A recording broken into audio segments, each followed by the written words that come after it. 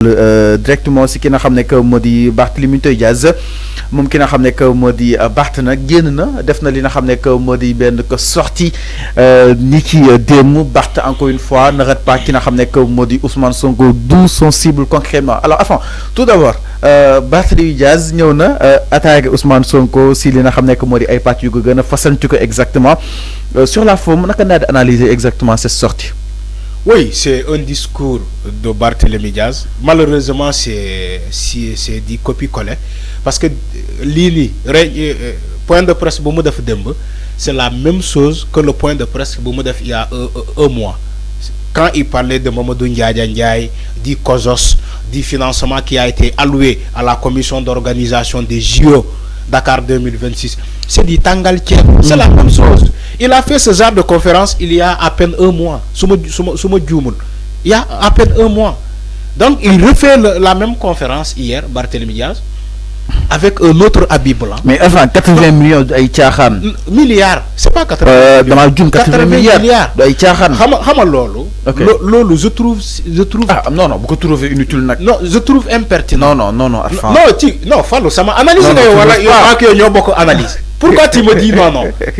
C'est comme si moi qui analyse. Alors, Damane, je trouve le point de presse de Barthélémy Dias impertinent. Parce que Dama Diaponik, il avait dit ces mêmes choses il y a à peine un mois.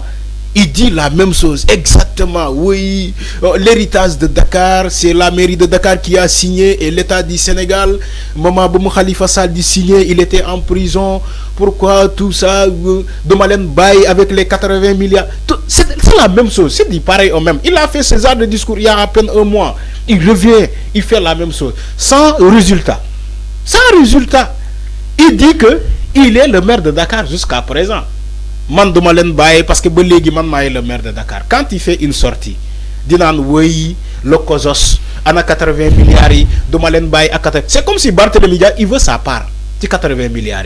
Est-ce qu'il y a au cerf le tout? Non. C'est comme si Mom, il réclame sa part. Mom, individuellement, quoi. Il réclame sa part de 80 milliards. Donc, marché, genre marché, il est profitable, tu mairie. Non. Man, ça m'a dit, Dama Diapani, Barthélémy Dias, il est en train de réclamer sa part. Moi, madame, yen Mamadou Ndiaye, ñun ñoo xeexoon xeex bi ba Dakar gagné projet bi ba Dakar wara organiser les Jeux ñun ñoo xeex légui man nekkatuma maire de Dakar il faut ngeen jox ma sama part tamit. C'est comme si Barthélémy Dias c'est ce qu'il réclame en fait quoi. C'est ce qu'il réclame pour ñoom Mamadou Ndiaye ñu jox ko xaalisam parce que moom bokk na ci les membres fondateurs yi doon xeex avec l'État du Sénégal, avec l'ancien maire Khalifa Sall, pour Dakar mena abriter ce JO 2026. Donc, mon Barthélémy Dias, comme nekatul ci maire bi, est-ce que ñom duñ ko jox sa part? Ci pet ni ñu jox ko xalissam. Mais enfin, ñu aussi lolu est-ce que du état bi dafa gëna léral ko concrètement par le biais du ministère des Sports, de la Culture daal di génn li nga xam ne que moo di ay leeral autour de ces 80 milliards parce que Barth mën na doon benn arme appelée bi nga xam ne tam opposition bi nañ ko utiliser contre ce gouvernement peut-être. xam nga dama lay wax benn affaire Barthélémy Dias ce qu'il fait là c'est usurpation de fonction. Il n'est plus maire. Tu organises pas ces genres de points de presse pour attaquer le COSOS sous la posture du maire de Dakar. Tu n'es pas le maire de Dakar, Senbi. Usurpation de fonction. Donc, il provoque non, il fait. Non, mais il usurpe des fonctions, des prérogatives. Comment faire des points de presse pour attaquer le COSOS? Si tu étais le maire, quand tu étais le maire, d'accord. Mais aujourd'hui, n'est qu'à ton maire, tu fais usurpation de fonction. Si le COSOS te poursuit pour usurpation de fonction, parler dans d'autres dossiers, tu n'es pas habilité à parler parce que tu n'es plus le maire de Dakar. S'il y a une commission, comment dire, commission au niveau de la mairie de Dakar, association, je ne sais pas comme ça, ou bien s'il y a un nouveau maire de Dakar, dans ce cas, ce nouveau maire de Dakar peut poursuivre le dossier Bobo. Mais du coup, Barthélémy Dias n'est pas le maire de Dakar. il faut pas parler dans ce dossier-là. Organiser des points de presse. Il faut voir si parce que exactement. Il parle en tant que maire de Dakar. C'est ce qu'il a dit. Mais en tant que citoyen sénégalais. Non, c'est pas. Le président Bassirou Diomaye lance ay alertes. Non. Peut-être il est en train de lancer des alertes. Mais ce n'est pas maire lolo donc c'est dans le cadre politique. Même xam na ni wàccee nañ ko avant. Mais il parle en non moom xam na ni wàccee nañ ko mais loolu da ko wax. Malheureusement yow mënoo ko défendre parce que wax nañu ko bouche à oreille ñu dégg. Fallou yow tamit Fallou sois raisonnable un peu man limay wax ni tuuma luma Barthélémy Dias mom moko wax demb man maay maire de Dakar ba légui man maay maire de Dakar wax na ni que ñom Ousmane Sonko même le fait que tay dañ ko déchoir ci la mairie de Dakar té mu japp ni que Ousmane Sonko mo nek ci ginaaw lolo c'est ce qu'il a dit mom Barthélémy Dias dafa né mom ba légui il reste le maire de Dakar donc ci casquette maire de Dakar lay attaquer los COJOS. non loolu su ko waxee avant c'est dans le cadre politique. moo tax mu yëkkati yooyu de kaddu waaye Barth xam na ne ba tey du maire. dama ne concrètement. mais kaddu politique yooyu laa ko. waaw léegi vu que moo sumoon projet bi.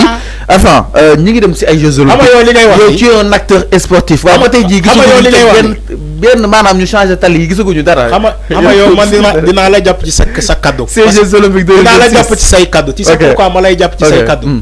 parce que boo nee Barthélémy Dias dafay wax en tant que politicien wala kii nii. mais li muy wax nii. mais si il est dans. qui signé ndey bi liggéey signé waxul. c'est lui la personne la mieux placée pour parler de ce dossier-là Khalifa Sall c'est lui qui a signé. non dinañ ñëw si loolu. c'est ce que je dis. enfin concrètement Khalifa qui a signé. tu n'entendras jamais Khalifa parler dans ce dossier-là. mais enfin ñi dem si ay. mais Barthélémy Dias qui n'est plus le maire de Dakar. il a l'audace d'organiser des points de presse pour dire que je parle au nom du maire de Dakar. En quoi Khalifa Sall mu signé ko. mais Khalifa Sall qui a signé comment dire pour la candidature de la mairie de Dakar. qui les Jeux 2026 yo xamoo ko woon. c'est Khalifa qui a signé en tant que maire. moment Khalifa mais Khalifa mooy bras droit ki nga xam ne que moo di Barth peut-être sûrement information yu Barth am mi ngi jóge ci Khalifa. déedéet on parle de la personne assujettie affiliée à dire ces armes. mais est-ce que Khalifa mën na see wax. parce que déjà yow yaa ngi ne dama lay wax benn affaire gis nga Barthélémy Dias lu muy wax nii ak xataraay du ñu xataraayu lii di wax il n'a signé aucun papier Barthélémy Dias il n'a signé aucun papier. Tous les papiers ont été signés par Khalifa Sall et l'État du Sénégal lui-même l'a dit. Donc pourquoi te fatiguer tant alors que tu n'es pas le maire? Tu usurpes les fonctions du nouveau maire de Dakar. Tu usurpes les fonctions de la délégation donc spéciale de la mairie de Dakar. Khalifa même qui a signé pour la candidature, pour candidater à ces Jeux olympiques. Khalifa, tu n'entendras jamais parler de ce dossier-là. Barthélémy Dias, c'est lui le guerrier. C'est lui le guerrier politique. Il parle alors qu'il n'a signé aucun papier pour que Dakar puisse abriter ces Jeux-là. Barth n'a jamais signé un papier. Quand il est venu comme maire, Dan ko jël comme en tant que maire, dougal ko ci l'organisation. Dama lay wax lu muy démé. Donc il parle dans le vide. Moi je trouve ça impertinent. La pertinence, si l'État du Sénégal se prononce, c'est ça la pertinence. Si Khalifa revient et organise un point de presse pour expliquer, parce que c'est lui qui a signé et l'État du Sénégal, Khalifa wax sénégalais lan la def ba signé ak lan gaay ne ko Khalifa wax na de parce que Khalifa mi bokk na ci les signataires. Est-ce que yaay deug baax li may wax? Mais Barth qui se fatigue tant, il ne fait pas partie des signataires. Mais enfin ben at moo ñu dese si Jeux olympiques bi xam ne ni processus la exactement te booba tey gisaguñu daal di koy teg fii si Dakar wàllu changement defaraat tali commencé construction exactement est-ce que lii xeeñ parce que ci nu su naree neex su baxee day xeeñ. gisaguñu dara il faut le demander à l'État du Sénégal. moo tax ma ne est-ce que ñoo waruñoo leeral d'où la pertinence de ma question. Il faut le demander à l'État du Sénégal. Alors d'où la pertinence de ma question est-ce que ñoo waruñoo leeral concrètement. dama ne c'est l'État du Sénégal moo war a wax c'est pas Barthélémy Dias xam nga lu tax l'État du Sénégal war a wax ci le sous-sol de l'État du Sénégal la ñuy organiser ces JO-là. Dakar, la ville de Dakar, ça fait partie de l'État du Sénégal. Et l'État du Sénégal moo ko ilif. Moo tax ma ne la Barthélémy Dias ce qu'il dit là c'est impertinent. Est-ce que dégg nga état muy wax état waxagul. mais état du se communiquer nag Arfan. non si état mooy organiser état tey bu ne bu ñu ko organiser même la ville de Dakar bu bëggee ñu organiser les Jeux là du am. parce que état d'accord. c'est clair Arfan mi noonu. le stade Léopold Sédar Senghor bii lii bi nga gis lii. dañ koy réceptionner avril bi li ñëw avril. te le stade a été fait réfectionné pour ces Jeux là. dama lay jox ay information tuuti pour nga. c'est clair moo dama ne la Barthélémy Dias lu muy wax nii il faut que mu toog il n'a pas compris. alors c'est clair mi ngi noonu par rapport ak la sortie de Barthélémy Dias exactement sur ces Jeux olympiques JO 2026 à Dakar alors ñu daal ñëw itam si leneen du côté exactement de la régie Tafa ba tey ñu daal di seen si mbiru ki nga xam ne moo di